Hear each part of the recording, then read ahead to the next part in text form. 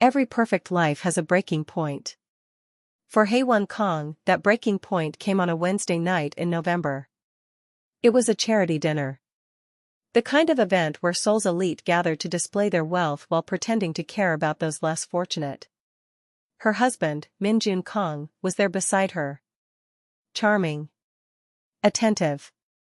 The perfect corporate husband. She wore a black dress. Elegant. Expensive.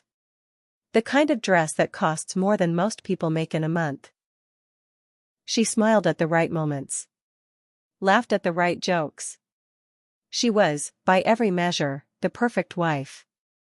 But then she made a mistake. A businessman from Daewoo told a story. Something about a golf tournament. A bet gone wrong. A moment of absurd luck. It was funny. Genuinely funny. And when he finished, HAE-WON laughed. Not a polite laugh. A real one. The kind that comes from genuine amusement. And she reached out, the way people do when they're engaged in conversation, and touched his arm. It was nothing. A fleeting gesture. The kind of social interaction that happens thousands of times every day in Seoul's wealthy districts. Meaningless. But MIN-JUN saw it. And in his mind, it meant everything. Later that night, once the guests had left and they were alone in their penthouse above the city, he reminded her of the rules. The rules she had apparently forgotten. The rules about who she could talk to. How she could laugh. Where her loyalty belonged. He did it with his hands. Not his words. His words came after, wrapped in apologies and promises that it would never happen again. But his hands were honest. His hands told her the truth. And afterward, as she stood in the mirror and watched the bruise bloom across her cheekbone, she made a decision. She decided it was her fault. She decided she deserved it. Because if she didn't believe that, she would have to believe something worse. That the man she married, the man she'd built her entire life around, was a monster. To understand MIN-JUN Kang, you need to understand his world. In Seoul's elite circles, a man's value is measured in three things: his wealth, his position, and his ability to create a legacy. His ability to pass something on to the next generation. His ability to have a son. MIN-JUN had the first two. He was the heir to the Kang Corporation, one of South Korea's largest pharmaceutical companies. His father, Seoul Kang, had built an empire. And MIN-JUN was supposed to expand it. To make it bigger. To prove himself worthy of the name. But 6 months before the dinner party, before the bruise, before everything fell apart, MIN-JUN received news that shattered his entire identity. The diagnosis was delivered in a private office by a doctor who seemed almost apologetic. As if the doctor himself was responsible for the results. Complete azoospermia. A clinical term for an unclinical reality. MIN-JUN Kang could not have children. He was biologically incapable of fathering a son. The doctor offered options. Hormone therapy. Surgical interventions. Fertility treatments. IVF with donor sperm. Adoption. Surrogacy. Modern medicine had solutions for almost everything. But not for what MIN-JUN actually needed, a way to maintain the illusion that he was the man he'd always believed himself to be. So he made a choice. He chose to tell no one. Not his wife. Not his family. Not a single soul in his world. Because in that world, weakness was liability. And infertility, in his mind, was the ultimate weakness. It was emasculation. It was failure. It was a crack in the perfect facade he'd spent his entire life constructing. Instead, he buried the secret so deep that no one could reach it. He locked it away in a part of himself that he pretended didn't exist. And every day, he woke up and performed. He performed the role of the successful executive. The devoted husband. The future father. The man destined for greatness. But keeping that secret was like holding a hand grenade with the pin pulled. The pressure was building. The pressure was immense. And eventually, the pressure had to go somewhere. It went into his marriage. It went into his control. It went into his hands. HAE-WON was born into privilege. Her father was a banking executive. Her mother came from old money, the kind of money that doesn't advertise itself. She attended the best schools. She spoke 3 languages. She was groomed, literally and figuratively, to marry a man like MIN-JUN Kang. And when she did marry him, 5 years ago, it seemed like a fairy tale. He was handsome. He was powerful. He was going to give her a life of luxury and status. She was going to be a corporate wife. An ornament in his carefully constructed world. She was very good at being an ornament. She wore the right clothes. She said the right things. She attended the right events. She was beautiful in a way that enhanced his image rather than threatened it. She was, by every measure, exactly what he needed. But somewhere in the first year of marriage, something shifted. The attention she'd initially felt, his constant focus on her, began to feel less like devotion and more like surveillance. His questions about where she'd been, who she'd seen, what she'd said, became more frequent. His accusations about things she hadn't done became more intense. At first, she rationalized it. He was stressed with work. He was busy building his career. He loved her so much that he got jealous sometimes. Jealousy was romantic, wasn't it? It meant he cared. It meant he didn't want to lose her. But over time, rationalization turned into normalization.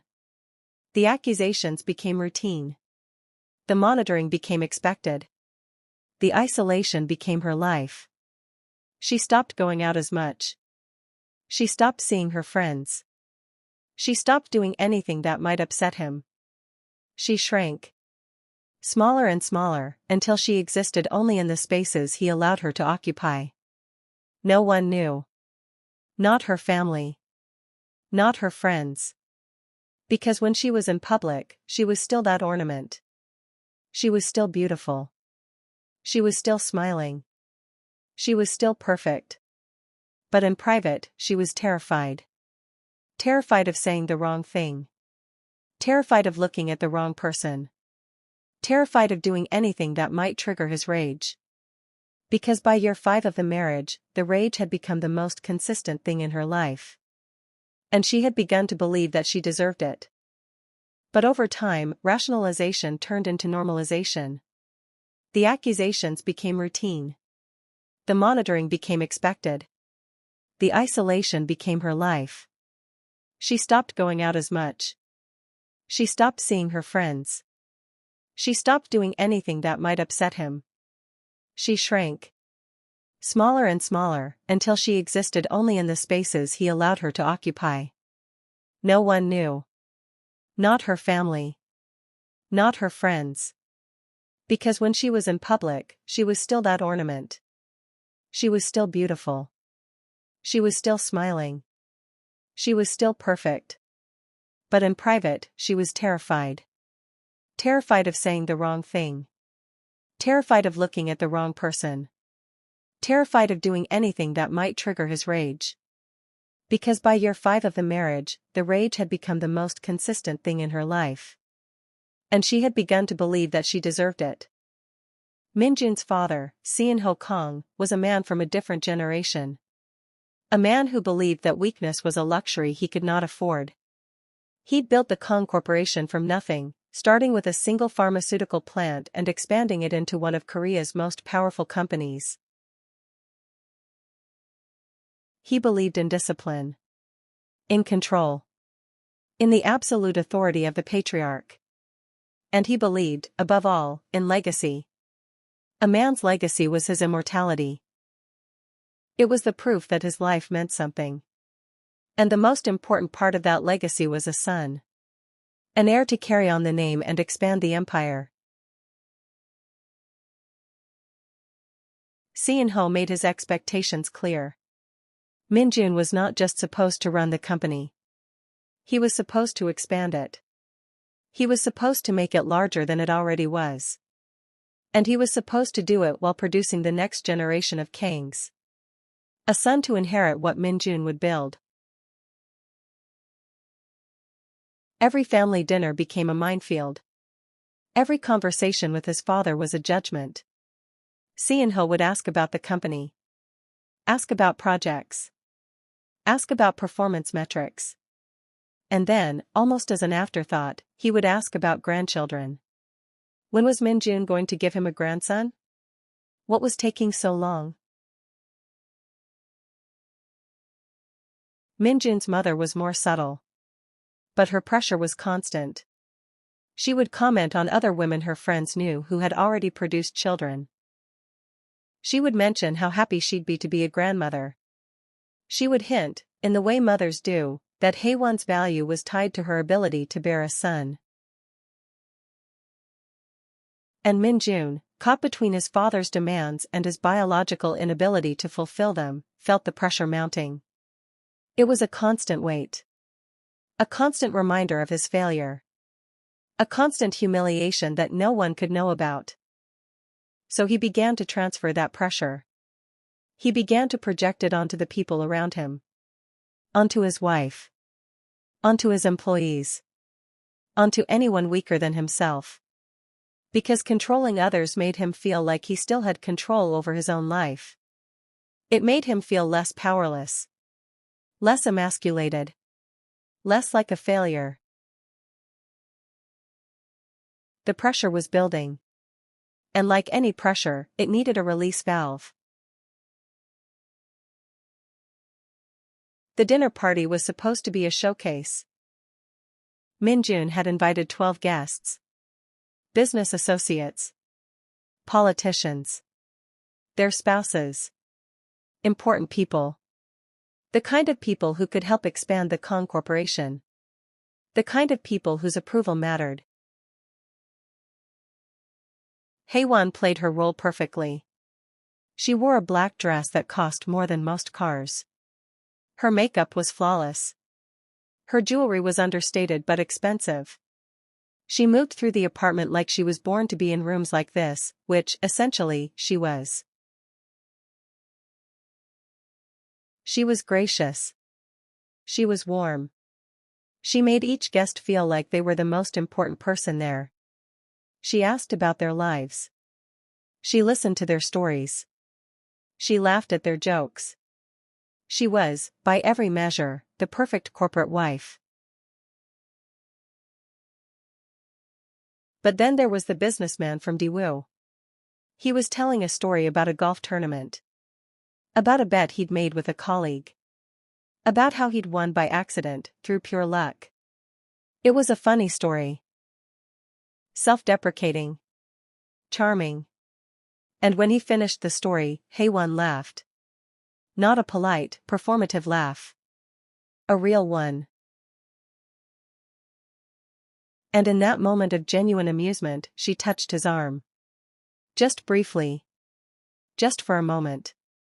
Just the kind of gesture that humans make during social interaction thousands of times every day. MIN-JUN saw it. He was across the room, talking to a politician about market regulations, but his eyes never left his wife. He saw the laugh. He saw the head tilt. He saw the arm touch. And in his mind, he watched his control slip away. He watched her betray him. He watched her humiliate him in front of his important guests. He didn't say anything.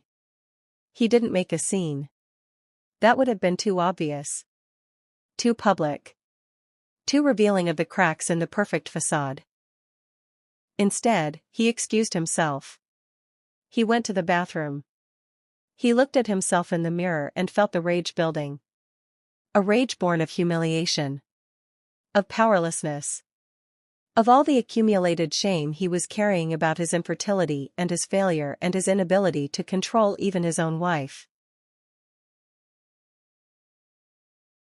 He counted down the minutes until the guests would leave. He performed politeness. He shook hands. He made small talk. He was the perfect host. but inside, he was building a case against her. A case for why she needed to be punished. A case for why she needed to be reminded of her place. What happens after the guests leave is the most predictable part of the cycle. It's also the most devastating. Once the door closed and they were alone, Min-Jun didn't yell. He didn't rant. He used a voice that was almost sad. He asked her why she had touched that man's arm. He asked her if she was attracted to him. He asked her if she wanted to leave Min-Jun for him. He asked her to explain her betrayal.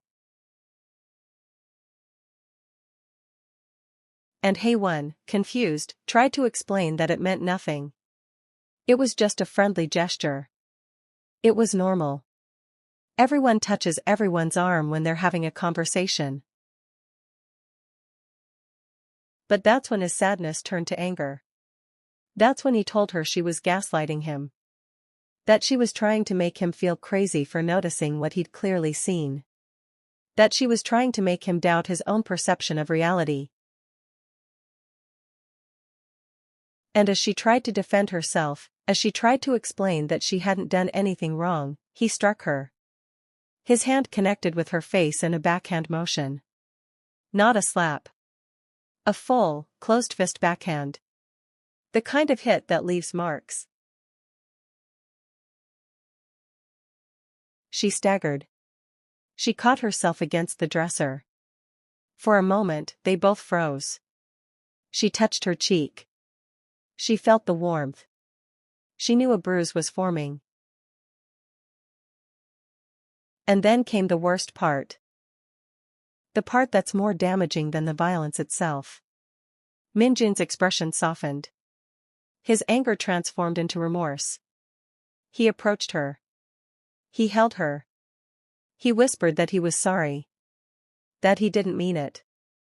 That she made him crazy sometimes. That he loved her so much that when he thought he was losing her, he lost control. He told her it would never happen again. He asked her to forgive him. And she did. Because what else could she do? Because she needed to believe him. Because if she didn't believe him, she'd have to acknowledge the reality of her situation. And that reality was too terrifying to face. So she went to the mirror. She looked at the bruise forming across her cheekbone. And she began to apply concealer. She began the work of making herself invisible. Making her pain invisible. Making the evidence of her husband's violence invisible. By the time she was finished, the bruise was gone. Or at least, it was hidden. And in their world, if something was hidden, it didn't exist.